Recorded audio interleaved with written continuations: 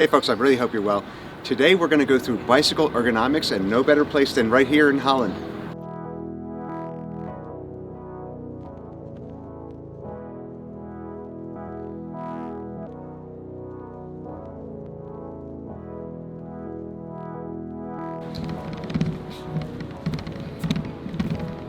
In gang, I guess that means slancha or whatever.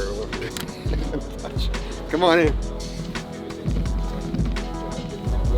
This cutout here is for the prostate.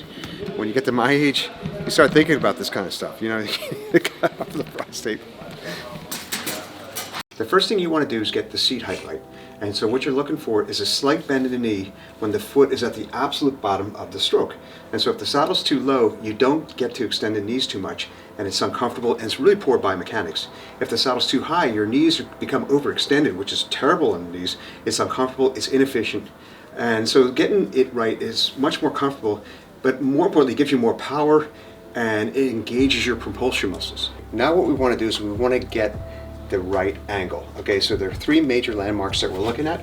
One would be at the top of the femur, what we call the hip or acetabulum. The other one would be at the very bottom of the femur, and there's a bony mass here, and then at the very bottom of the foot, at the ankle here, called the lateral malleosus. Okay, and the rule of thumb is you want to have about a 30-degree angle here. And so what I'm using here is a digital goniometer where we can measure that. You can get this at any bike shop. And I'm seeing that we're about 10 millimeters off on our angle. So that means we need to raise the seat by 1 centimeter. So the rule of thumb is it's 1 millimeter per degree. And so in this case, since we're off 10 millimeters, we're going to come up 1 centimeter. Setting the seat translation, okay? And so the thing here is that what you're looking for is when the knee is directly over the pedal in the horizontal position like this, the front of the knee. We want to measure that. You can get like a plumb bob or a straight edge or something like that, and you want to measure that, and you want to see that should be hidden right in line with the front of the strike plate. And as you can see here, we're off a few centimeters. So we need to bring the seat back a few centimeters for not only good biomechanics, but it's more comfortable and you get more power when you do this. Once you have the saddle height and positioning right, now you can move on to make sure the bike is right for you. And what you are looking for is when your hands are on the drop, what you want to see is the front of the hub in relation to the handlebars. Like this, right? Okay, and you want the front hub directly under the handlebars. And this will give you a 90-degree angle from the arms to the hips, and I'll show you what this means.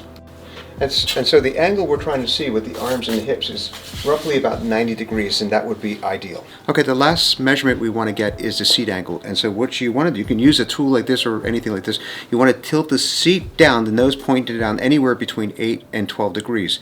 Now this is going to be a subjective finding for you. So when you get on the bike, you want to play with this until you feel your torso or your core muscles engaging.